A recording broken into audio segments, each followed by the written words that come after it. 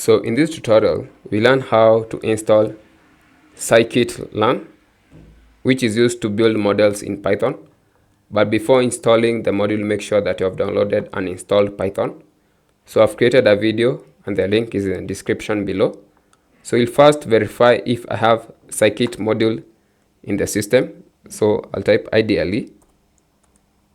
So ideally is an integrated development environment for Python, and you can write your Python programs here. So I'll type a simple prompt, import sklearn, and press enter. And you can see that I've gotten an error message, meaning that the module is not installed. So I'll close it. I'll come back to the search bar and type cmd, command prompt, and hit enter. Here you can first verify the version of Python that I have.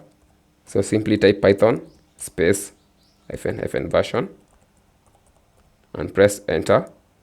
You can see that I have the latest version, Python 3.13.3. So we'll start installing the Scikit-learn. So input the simple prompt pip install Scikit-learn.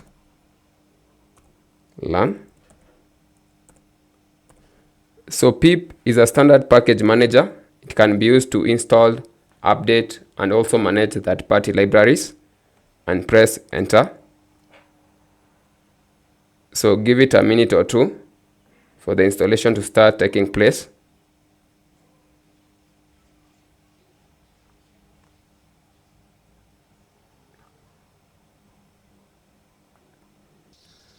So it's done, and you can see that we have gotten a message. We have successfully installed.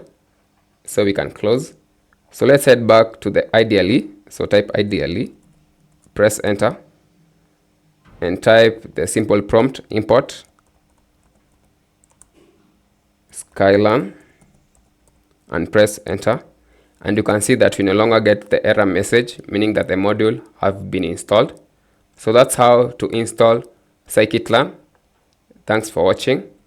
I'm Edwin from Pro Education. Thank you.